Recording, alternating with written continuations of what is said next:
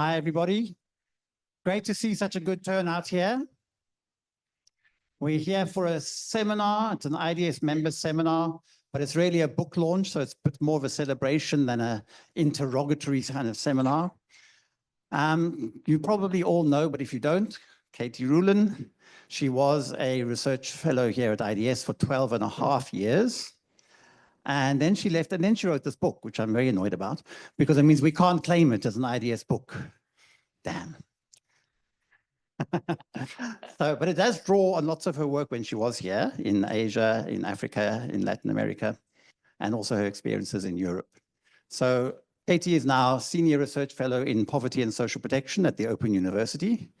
And she's come back to tell us about her new book, which is called The Empathy Fix: Why Poverty Persists and How to Change It. So I've read all 300 pages and they're all great. So please listen to the seminar, get the book and read it. Keetie, over to you. Thanks, Stephen. Oh, format. Keetie will do a brief presentation. We'll then have a conversation, the two of us, and then we'll open up for discussion. Yes, and I think we're going to try and limit it to an hour so most people can stay for the whole thing. Is that right? Yeah. Okay. So welcome everyone, and it's really nice to be back at IDS. It feels like a bit of a homecoming. It's quite nostalgic, so very nice to see so many of you. For the book launch, which I wrote after leaving, but actually already started well before leaving IDS. So it's certainly a combination of work here as well as at the Open University. And it's really exciting after all this work to have a book in my hands and now be able to talk about it. So that's what we'll do today. But before I do, I want to start by asking you a few questions. If I can, there we go. So we have a Mentimeter, and you can grab your phones or your laptops. You can either scan the QR code or go to menti.com and use this code 79510895. Don't panic, I need to now switch to the Mentimeter to actually activate the questions.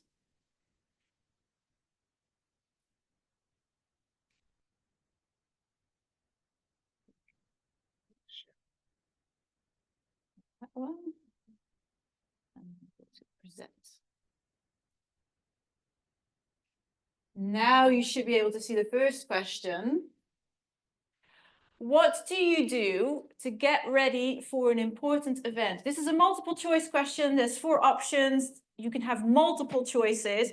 If you have a job interview, or if you go to a wedding, or if you do public speaking, what might you do? Might you polish your shoes, go to the hairdresser, get your nails done, buy some new clothing, maybe a new shirt, new skirts, anything that you think is appropriate to get ready for big events. The nails are less popular than the other options.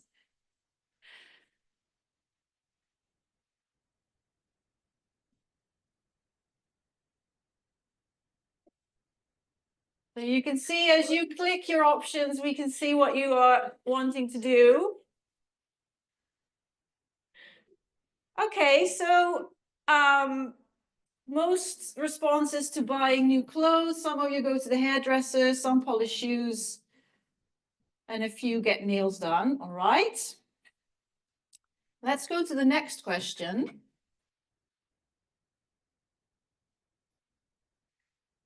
The second question is, you as a consumer or traveler, someone who spends money in shops, going to places, have you ever received anything for free? And if so, what? So this is a word cloud. You can type whatever you might have received in hotel rooms, getting on a flight, going into a shop and maybe collecting points. What is the stuff that you might have gotten for free in different places?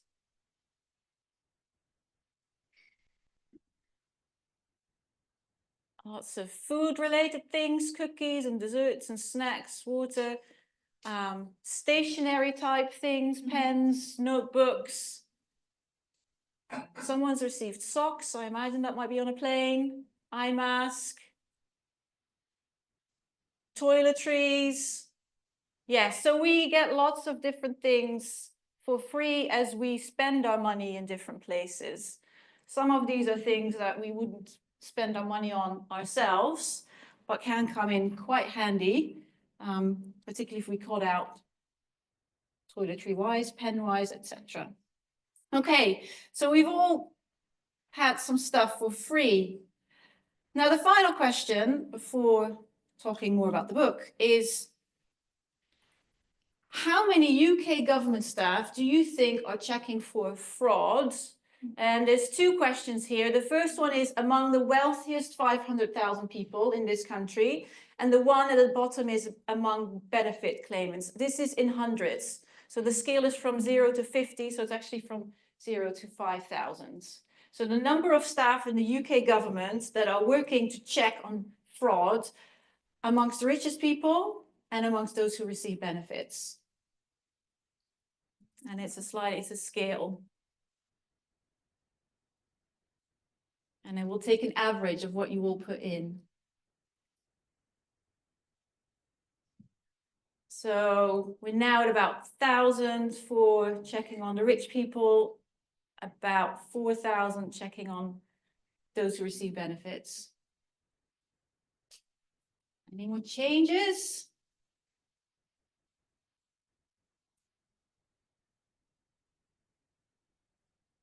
So the later entries pull the average down a little bit, but quite a large difference. Okay.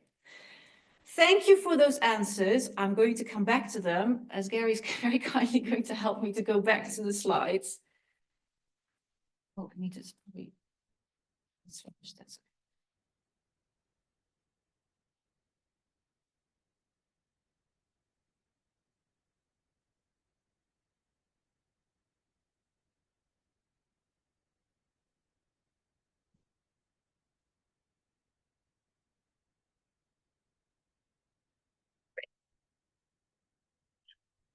Yeah, thank you. Yeah, fabulous. Okay, so you've answered 3 questions. Then now, of course, the question is, what was the point of those questions? Well, I'm going to go back to each 3 of them to show that there's quite a lot of double standards, but also myths when we talk about people living in poverty and when we think about our own lives. And these 3 questions and the answers you've provided to them try to illustrate that. So the first question was, what do you do to get ready for an important event? And we saw on the Mentimeter, lots of you responded buying new clothing. You might get your hair done at the hairdressers, maybe your nails done. So we spend money on new things because we want to get ready, we want to feel confident. Now, we see this everywhere amongst everyone. It's not just a peculiar thing to people in this room. It also holds for people who live in poverty. So this is from research here at IDS with Stephen, quite a few years ago, with Concern Worldwide in Burundi on their graduation program. And this is a photo of the women who were part of the program. And when we went to interview them as part of the qualitative fieldwork, one of the first things they said in response to the question about how did you spend the first cash grants that you got was that they spent it on the clothes that they wear, the clothing that they wear as skirts. And there's one quote on the right which illustrates that it's partly, well, they told us it's partly because they want to feel more socially accepted, or they think it's important for how they feel about going into the community. But also there were real implications in terms of how they were perceived in society. So they don't think they would have been chosen if they'd had the same clothes as before Terentangwe, which is how the program was called before it started. So people spend money like we do on these things because it makes them feel better, it makes us feel better, but also it has implications for how they're perceived, whether we might get the job, for example. However, when we talk about people in poverty and how people spend their money, if they do spend it on this, very often in the public discourse, the narrative is that it's wasting money. So whilst we all think it's very sensible for us to spend our money on it, if we see other people who we think don't have enough or might receive benefits do it, we think that they are misusing the funds. And this is a quote from ongoing research at the Open University around attitudes to poverty in Milton Keynes, which is where the Open University is. And we put out a survey around Milton Keynes residents to ask, how do you feel about poverty in this city and about people living in poverty? And one of those striking comments was about nail bars. So the fact that in deprived areas, there are places where you can get your nails done, they're thriving. The suggestion being that people who don't have enough money living in that area still spend it on those kinds of fancy things, possibly things that you feel are unnecessary. So we have a double standard there. What we think is sensible for us is not sensible for those who have less money. And more broadly, there was a sense that people are poor because they live beyond their means. So a real double standard when it comes to thinking about how people spend their money. And what we feel is what holds for us doesn't hold for others. Now, the second question was about another aspect of how we think the world might be different for us than it might be for those who live in poverty. So I asked, as a consumer or a traveler, have you ever received anything for free? And loads of us in this room have, something small from a pen to toiletries, but also sometimes more substantial things. And the bigger point is, if you have money, more money, or at least freebies come to you. And so quite a pertinent example is, for example, members of parliament who can fine dine at meal deal prices. This is a quote from a food bank in London who have a campaign called Haven't You Had Enough to fight against the subsidies in Westminster when members of parliament eat in the restaurants in Westminster. So apparently, for every £10 that they spend on their lunches, there's a £7 subsidy that goes towards funding quite luxurious meals. So more money means you also get more for free. At the opposite end, however, if you have less, then you're made to go through quite a lot of trouble to get anything for free. So here, the obvious example to contrast subsidized meals is food banks. So this is just a very striking graph, which I don't think will come to a surprise, be a surprise to anyone here, which is the number of parcels handed out by the Trussell Trust in their food banks in the last almost 20 years, which has obviously grown many, many times over the last decade. You might argue this is food for free, not as nice food as the MPs would get, and certainly not as easy to get as the MPs would, because you have to go through a food bank, stand in a queue, but also you have to get a voucher. So it's not the case that you can just go every day or every week when you need it. So people are made to jump through a lot of hoops to get anything for free. But beyond that, there's also the issue of poverty premiums, where actually when you live in poverty, things are tangibly more expensive. You pay for your utilities, you pay more because you don't pay on direct debit, for example. So the less money you have, the more you have to spend, and the more difficult it is to get the basics. And in the introduction in the book, I speak about an interview I did with two people who have direct experience living on a low income, and one of them is Caroline, and she speaks about her experience going to the food bank and said, has our society become so inhumane that we think it's okay for people to have to beg for food? Just as an illustration that it isn't just getting food for free. And then the third question, the third illustration of this sort of difference in society for middle and upper classes and those with less money is around UK government staff checking for fraud, which is quite striking. Most of you got it right, in the sense that there is this large disparity. So this is a few years ago now, in 2016, but I'd be surprised if it were very different today. So HMR staff investigating the wealthiest 500,000 people in the UK was about 700. In 2016, it was 3,700 staff in the Department for Work and Pensions investigating benefits frauds. And if we look at the amount of money, but also the number of convictions, there's a stark difference. So if we think about the tax crime between 2009 and 2019 of all types, there were 3,665 convictions. Any guesses for the benefits crimes?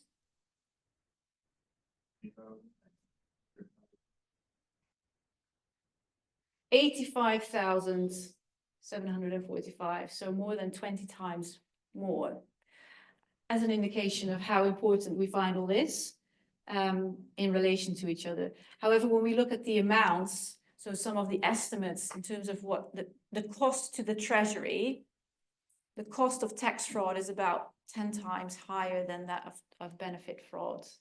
But yet the effort put into detecting benefit fraud, and also what we hear about it in the news, is far greater. So double standards, and the premise of the book, of course, what I call a collective empathy deficit.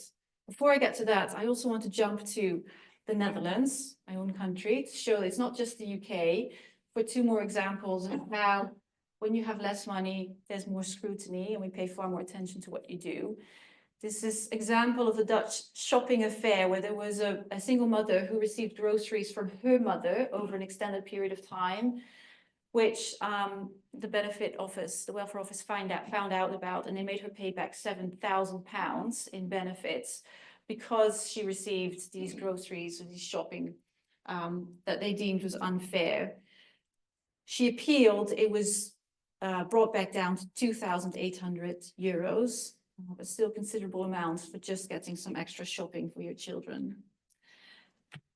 And then quite a famous example, who knows who this is?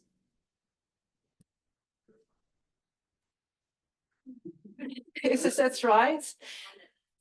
The Prime Minister of the Netherlands, and this is actually on the day that he used his bike to cycle to the king to offer his resignation, or the resignation of his government, in January 2021. And this followed the childcare benefit affair, where there were about 20,000 families who were wrongfully accused of fraud. And this was on the back of an AI-supported fraud detection system, which they found was also institutionally racist, because those who had different surnames or were from different ethnic backgrounds were automatically flagged as a high risk of fraud and therefore invalidated. So lots of examples of how we can see that people with less money are held to greater accounts. And that's where I come to the collective empathy deficit. So there's a lot of ways in which poverty is arguably tackled, but can also arguably make things worse. And I'm going to read a bit from the conclusion to highlight the collective empathy deficit, but also the implications for the policy. So I highlight a few examples here of the double standards, but this also helps to come to the point about some of the individualized and behavioral policies that I think can sometimes make things worse. So, in an interview with the Catholic Herald in 1978, Margaret Thatcher infamously claimed that poverty is a flaw of character. Opposition leader at the time, a year before becoming Britain's first female Prime Minister, she made her inflammatory comments when reflecting on poverty and the work of missionaries in poorer countries. In Western countries, we are left with the problems which aren't poverty. All right, there may be poverty because people don't know how to budget, don't know how to spend their earnings, but now you are left with a really hard fundamental character, personality defects. Thatcher voiced her opinion at a time when the proportion of Brits in relative low income was at its lowest since the 1960s. If her stance was ignorant, pejorative, and insulting in prosperous times, it can only be considered outrageous now. Yet, in an era when levels of deprivation and destitution remain widespread and stubbornly stagnant in the UK and across the world, the suggestion that poverty is the result of personal failure is still very much alive. The narrative has become ingrained in our collective psyche, causing shame and stigma amongst those in poverty, and disdain and a sense of superiority amongst the wealthy. Inevitably, this attitude infiltrates the ways in which we think poverty should be tackled and the policies that are implemented to address the problem. The poor are pushed and policed to ensure any support is put to good use and punished if it isn't. Help might be available, but only if you're considered deserving enough and with strings attached. Trust isn't part of the vocabulary. Dignity and respect don't enter the equation. Empathy is nowhere in sight. Psychological explanations for why poverty persists have grown incredibly popular in the last decade. They have shed light on the debilitating effects of living on little and how poverty reproduces itself.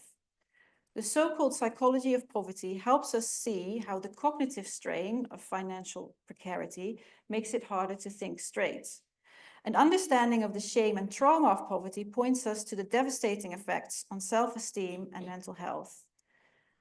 A lack of role models, low societal expectations, and the large gap between ambition and opportunity explain aspiration failure.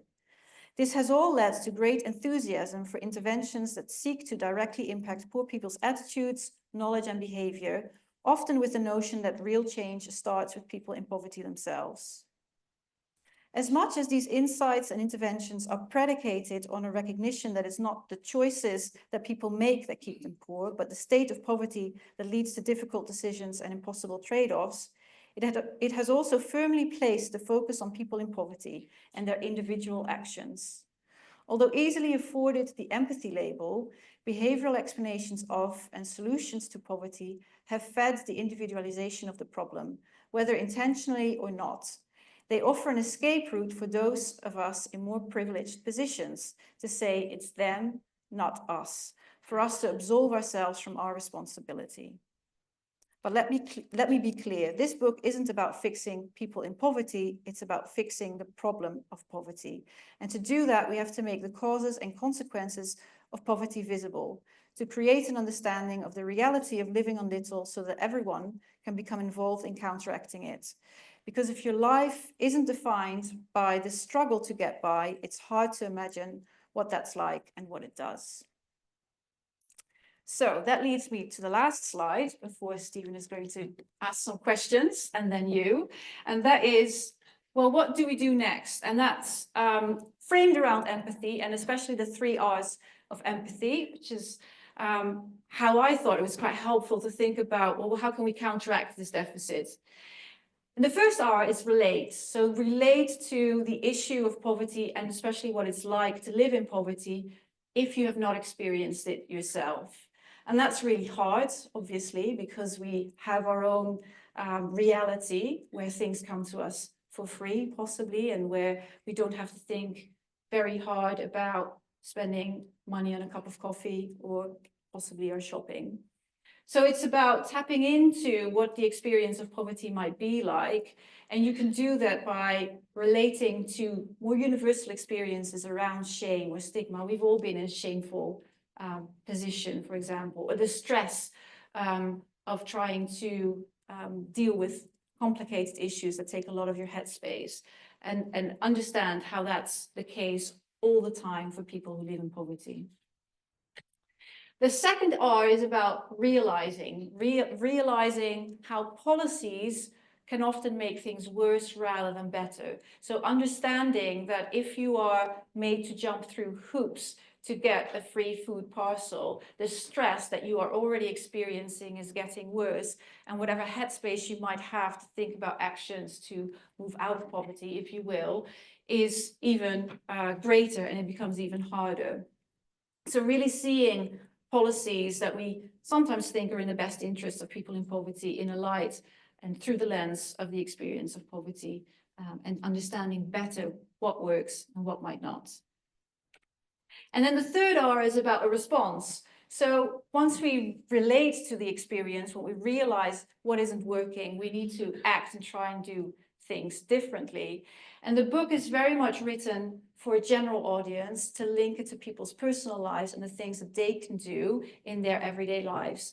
So that ranges from our everyday use of language about poverty, about people living in poverty, trying to counteract some of the stereotypes that we see everywhere that might come up in conversations with other people around us, to using our vote, for example, for policies that are more effective and more dignified when it comes to poverty, and others that I shall recommend you read the book.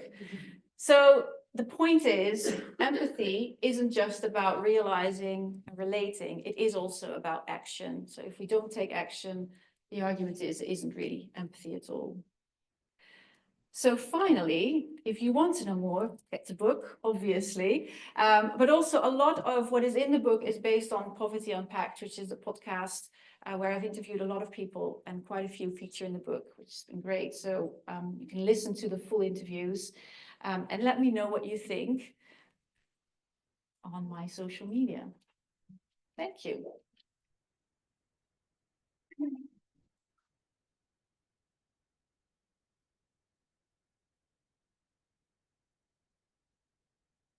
Thanks, Keetie. That was great. Keetie read, I think, 3 pages, and it's 300 pages. But believe me, the other 297 pages are just as good. So well worth reading. As Keetie explained, this book is based on work that she was doing at IDS, work that she's done since she left IDS, research work, but also on interviews and other exposures. But the Poverty Unpacked podcast, which has a lot of the material that informs the book, I think is worth listening to as well. Now, I wanted to start by asking you a question more about process and content, which is, this is it an academic book? And if not, what is it exactly? And how do you compare the process of writing this book to writing research reports, journal articles, and your academic outputs? Yeah. I don't think it's an academic book. It's a book written by an academic, but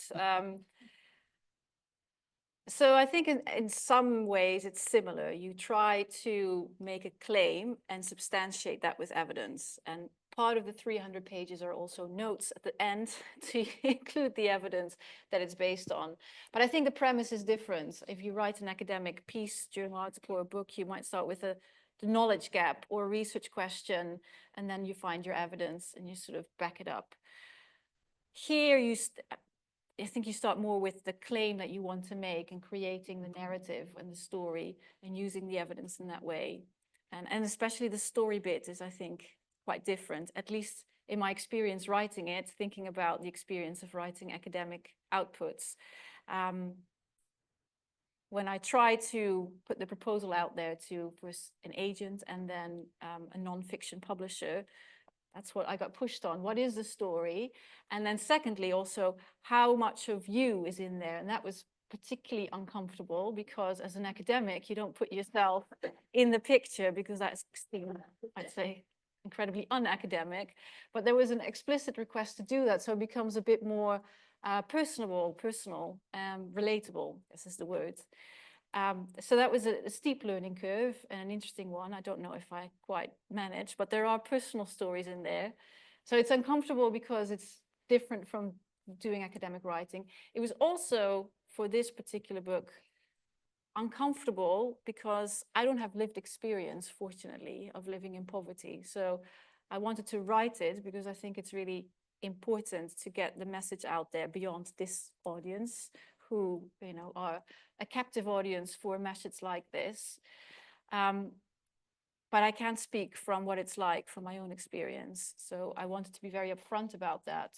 And then think about how the experiences in the research sphere and talking to policymakers can help make that link. And of course, connect to people who might have a bit more money to spare and try to make them think about what it's like not to have so much money. Okay. It's a very ambitious book. It's got a big title. On top, it says why poverty persists and how to change it. And underneath, it says the empathy fix. Can empathy really fix poverty? Is it enough on its own? Does it belong as part of a bigger picture? How do you see the relationship between empathy and poverty? I don't think empathy on its own can fix poverty. I think it's a precondition if you want to develop policies and implement policies that are effective, but also effective in a dignified and respectful way. But I don't think you can claim empathy itself is enough. So it's part of the fix, not the entire fix. But it's crucial for, I think, policymakers as well as the public. I think we sometimes underestimate the society's influence on how these things take shape. So that it's foregrounded more rather than it being a technical issue or suggesting it's just about the money. That makes sense. And one of the problems that you focus on in building this counter narrative, I would say, about poverty is that we are suffering at the moment of a collective empathy deficit, as you wrote there. And I'm intrigued to know what that means exactly. Do you think, looking around this room of very earnest and well-intentioned development workers, that we as a group are more or less empathetic than the average, or do you think we all need to raise our empathy levels?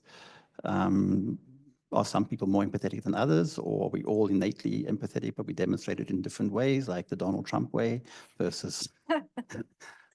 Sorry, I said I wouldn't mention him, so I won't. Well, it's hard to get around him, isn't it? But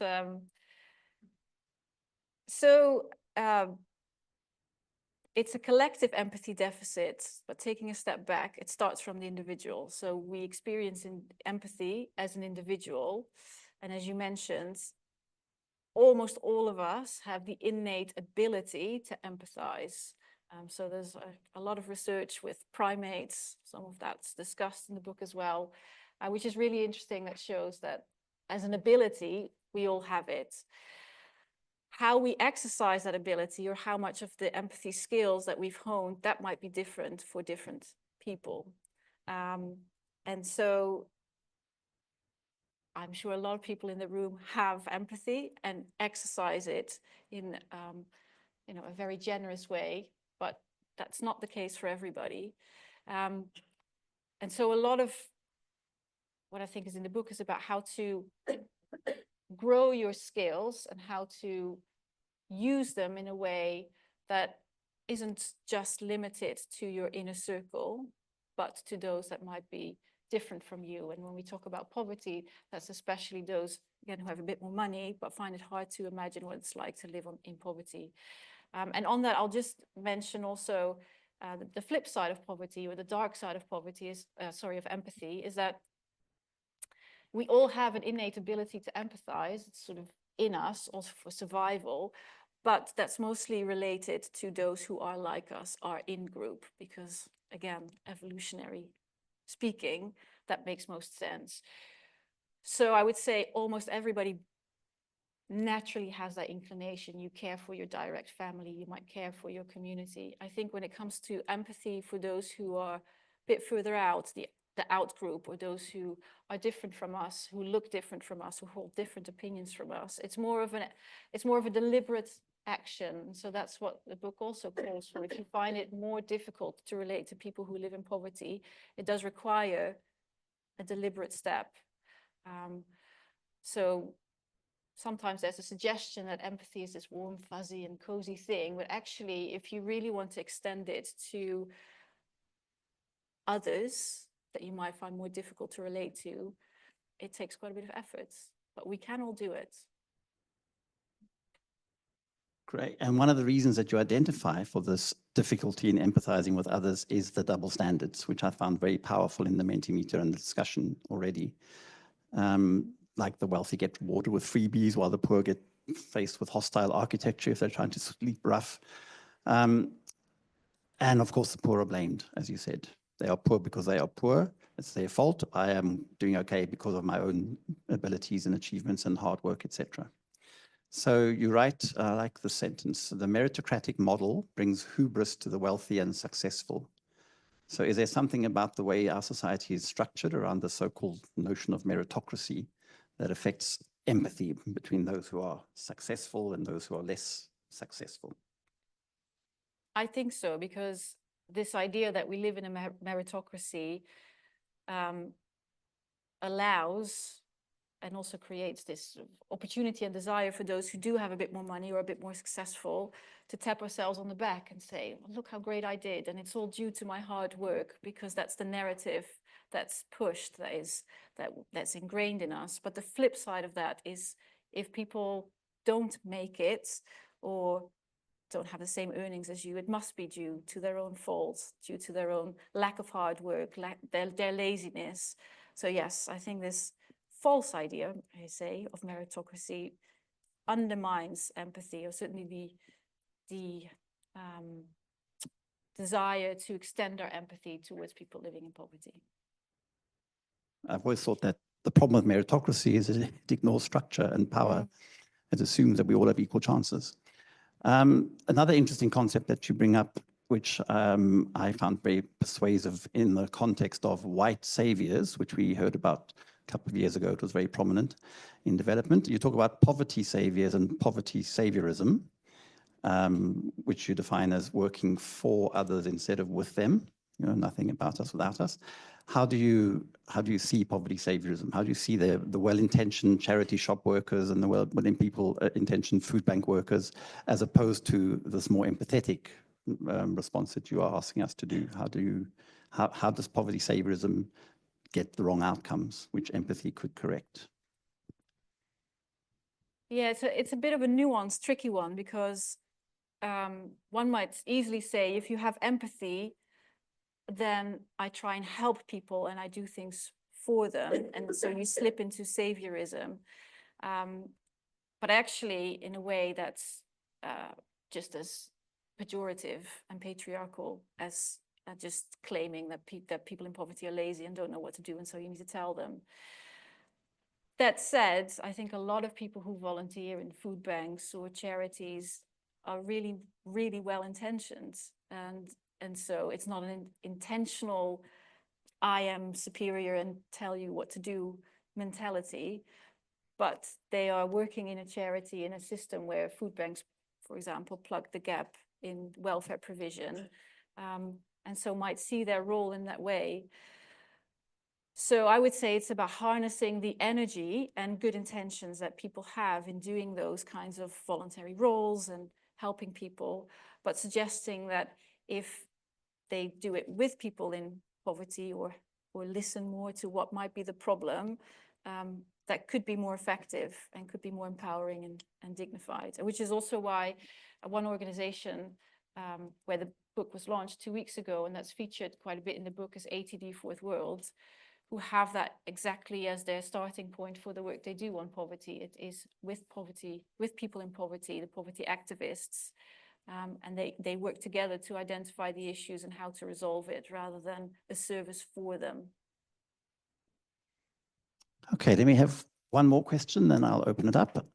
When you talked about responses towards the end of the book, what can we do? And I like the fact that you make empathy into an active, it's not just a feeling, it's an active response that we need to take.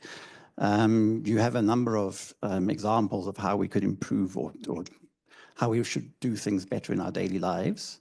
You mentioned a couple already: avoiding derogatory terms, denigrating the poor, buying into that negative narrative about the poor, volunteering, becoming more ethical consumers, voting for decent parties. I thought was interesting, because that's getting kind of on political. Who are the more empathetic parties, and how do we know what makes them empathetic? And campaigning and petitioning on behalf of good causes, I guess. These are all obviously very important and have impacts. I'm just wondering whether they are complementary to or crowd out more radical activism that might be challenging in ways that go beyond sort of being kind and being nice, being a good person, or might seem to sometimes cross that boundary. So I don't think empathy is the only thing that you can do or should do, and that there is a place and time for different responses to different issues. So if we talk about, you know, the big power holders in the world, the person that you said we were mentioning again, or, you know, all those great injustices, I think anger is just as valid, or if not more valid, than empathy, and protesting on the street needs to be done. But I think if we only focus on those really big power holders and their lack of empathy, we're missing the point a little bit, in the sense that there are a lot of power holders that have an effect on people's lives every day at many levels below that, whether that's the social worker who decides on whether you get to keep your children or not, or whether that's the welfare officer at the Job Centre Plus who decides on your benefits, or whether it's your employer, or, you know, a lot of people every day have power, some sort of power, over what your life looks like. And I think for many of those people, greater empathy can make a big difference. And they would also be quite amenable to seeing how them being more empathetic could make a difference. And beyond that, it's not just about the others holding power and how, if they have more empathy, it can be better. I think a large part of the respond bit of the book is also about us being power holders. We have power as well in our own lives, and the people around us, in the same way as the social workers and the teachers, etc., have. So that's why some of those practical steps are very much located within us and the actions we can take. Because otherwise, you know, these big problems seem so untouchable, and it just leaves us in a state of despair and inaction. So I think if we can think about our individual actions as adding on to something big collectively, which also comes back to the question about empathy being something individual in the way you experience it and may act on it, but it becomes something collective if there is more of it cumulatively amongst us. So an empathetic call to action. Yes. Okay, let's open it up. Yes, you were first. One was around the idea of empathy itself, because there is a lot of literature out there around how a lot of it is based on the formative years of a person's life. You know, when you're younger or under the age of 10 or 3, under the age of 7, and so on and so forth. So does that more so than link with childhood development than versus a social, you know, because adults are unlikely to acquire these skills, or there's not enough evidence to suggest that they do. Another was around the empathy deficit that you spoke of. Now, deficit would suggest that there's an earlier state where there was empathy. And I'm wondering if that's, what's your idea around that? Because it's, I mean, empathy is a very modern one, how we perceive it is a modern idea, but also it's a luxury that through better childhood development circumstances, this understanding of other people over the last 100 years, is an idea that we engage with more. So that deficit idea is, I would want to hear what your basis for that is. And the third thought and the final one was around if it's more a social issue, because even when we lend money to people, we feel like we have a paternalistic approach to how they're spending it. Where does it go, and so on and so forth. But if you assume that the state money does not belong to the poor, then that equation, I mean, hence they need to be there has to be paternalistic approach to how we monitor it. We have to be very critical of their spending and so on and so forth, or dupe the state in their spending of it. So maybe that narrative needs to be addressed, where it is, after all, they too are citizens, even if they're poor, and therefore the state funds are theirs as well. And for them to take some of it away is not particularly a problem or perceived as one. But yeah.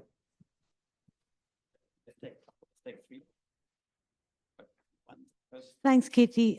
This looks like a really interesting book. And just as a response, also, I haven't read the book, but I actually, Stephen, don't see a contradiction between collective radical activism and empathy. I think it's the same thing. And we can talk about that separately, definitely. But Keetie, my question to you was, you worked in social protection for a while. How does the idea of a technocratic approach to social protection, especially things like targeting and conditionalities and everything that we teach our students, about sort of the merits of social protection initiatives, square with this empathy fix? Thanks.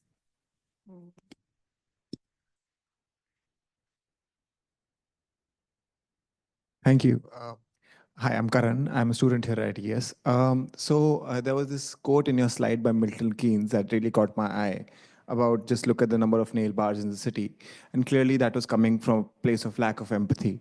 However, I was just reading Kate Raworth's book, Donut Economics, and she talks about how we've created this idea of man, the rational economic man.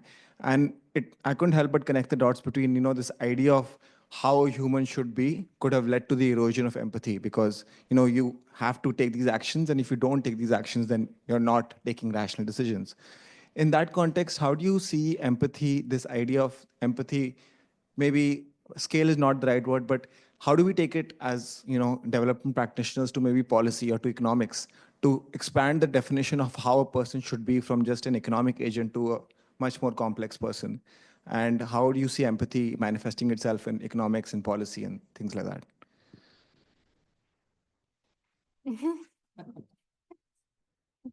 Funny you should mention targeting and conditionalities, Deepta. We were just talking about that with the students this morning in the social protection class. Okay, thank you.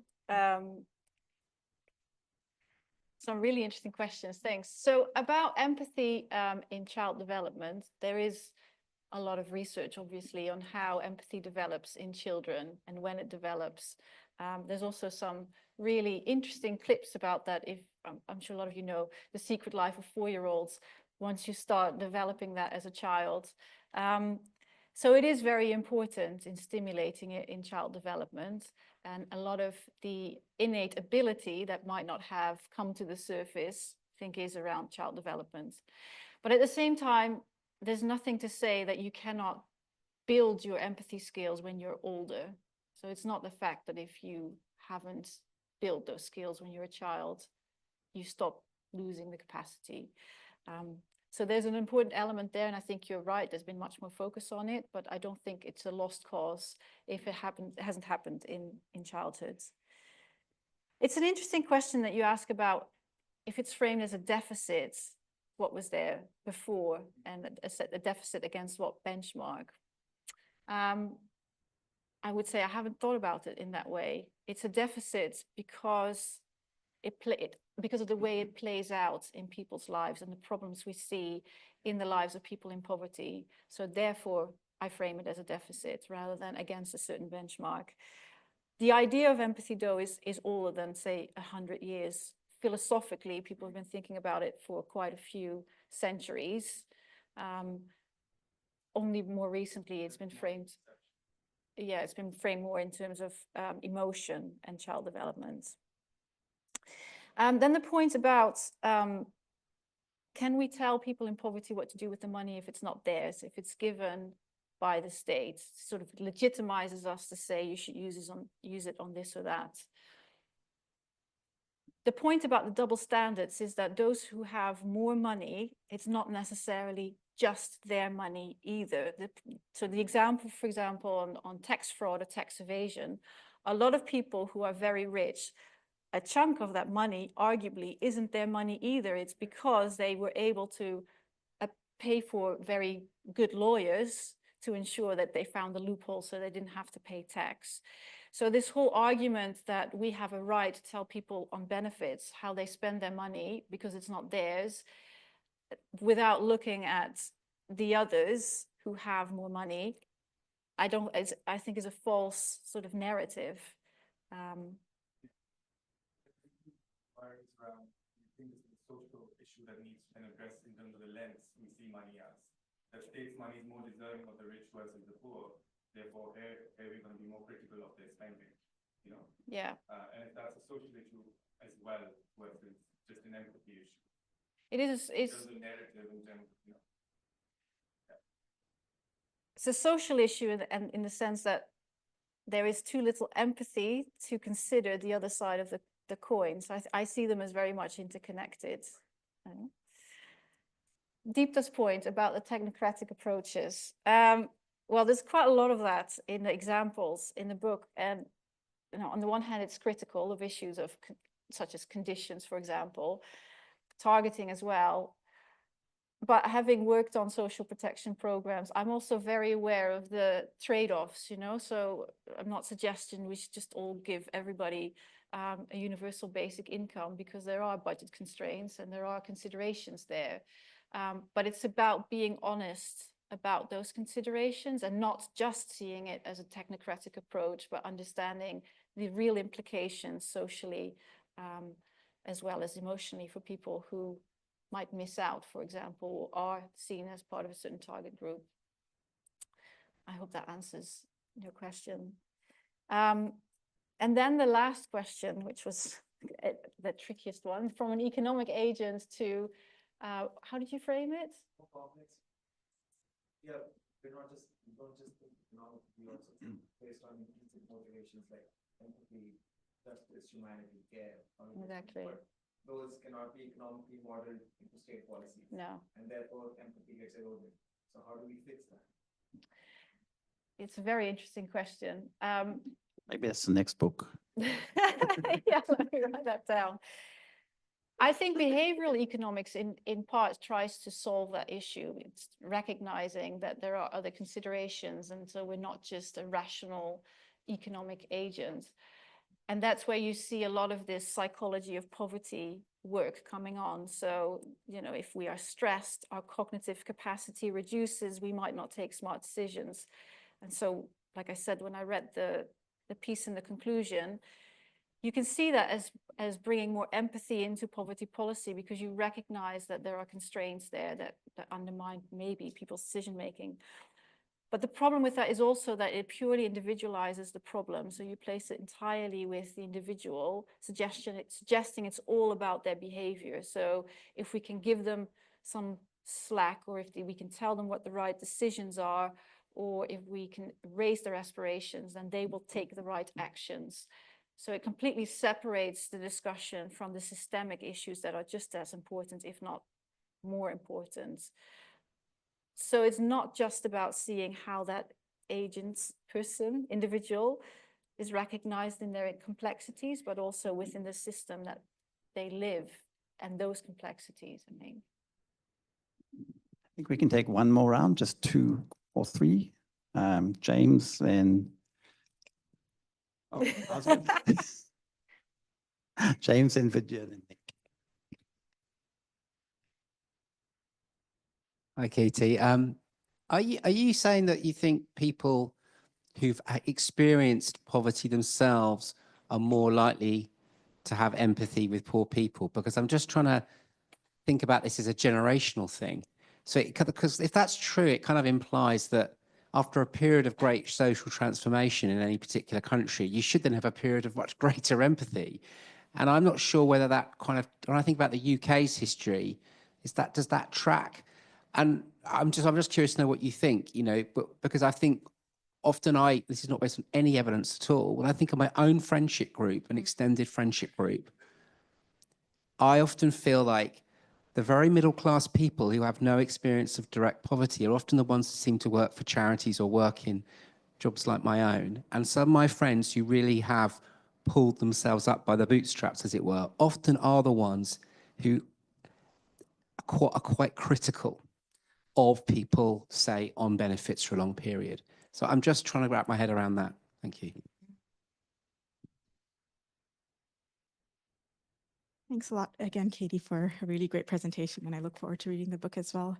I was just curious, I suppose one thing that strikes me is that in today's context of these macro level crises and so on, and some leaders going in certain directions, this may be accompanied by a collective decrease in empathy. And I was wondering if the book laid out examples where this collective decrease was adequately supported by types of measures that countered it effectively. I suppose it's a question relating that global crises, the self-interest that might come out of that, and then how to counter that in turn.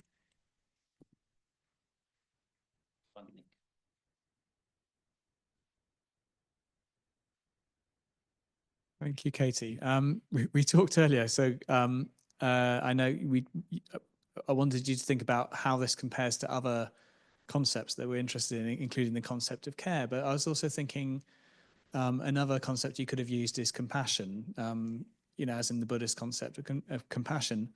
And actually choosing different words maybe gets you to think about this differently, because the important thing with compassion is to start with self-compassion. And you might argue that you know, the Musks in in the world, their position might start from a lack of self-compassion. It might start from a position of self-hatred.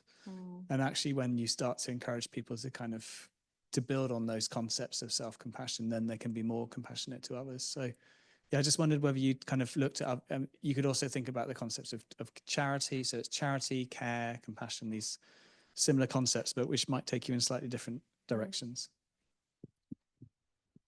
Yeah. Okay. James' question. Yes, really interesting. I think people who are experiencing poverty right now, on the whole, probably have more empathy with others in the same situation.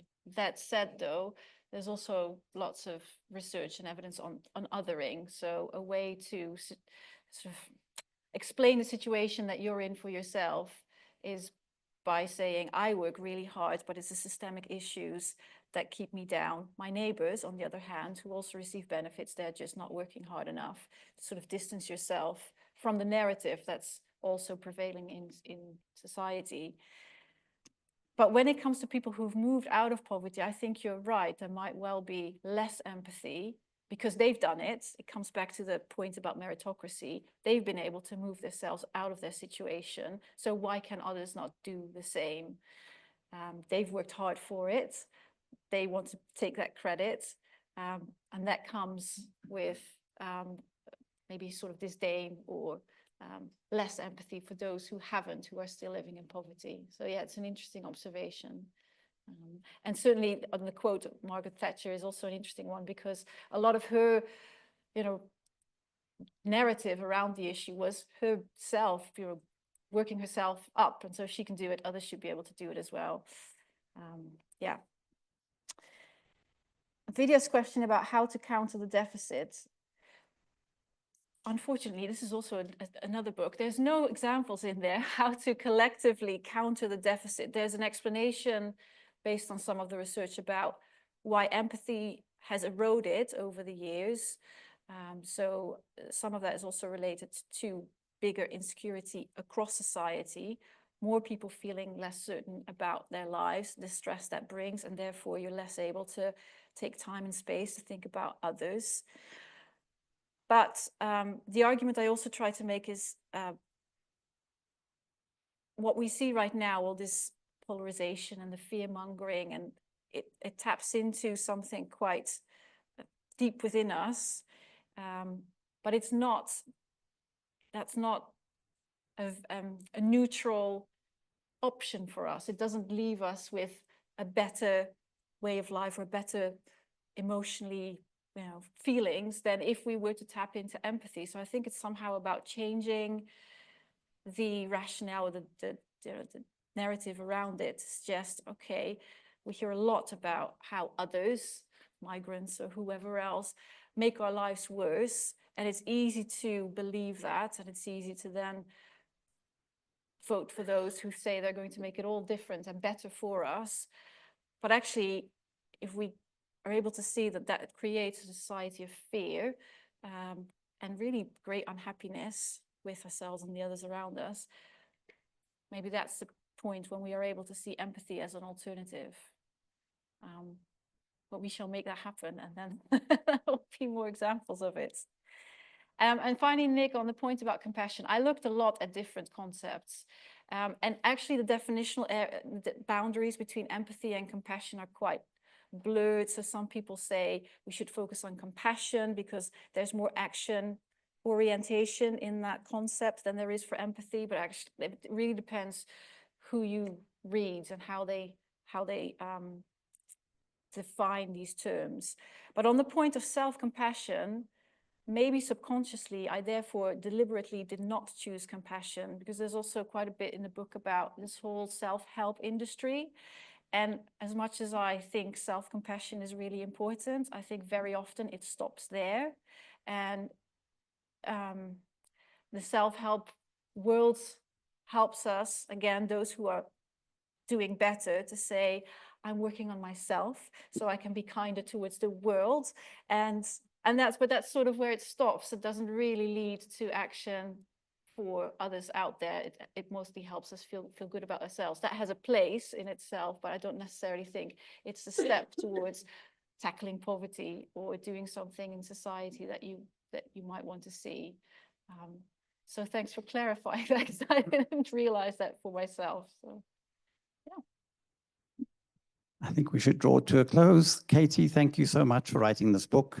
You've done justice to all the fantastic work you did when you were here as an IDS fellow and all the work you've been doing since, but in a different format. And I really think this is a valid format. I think Appointments Board should also consider books like this as valid outputs of our work.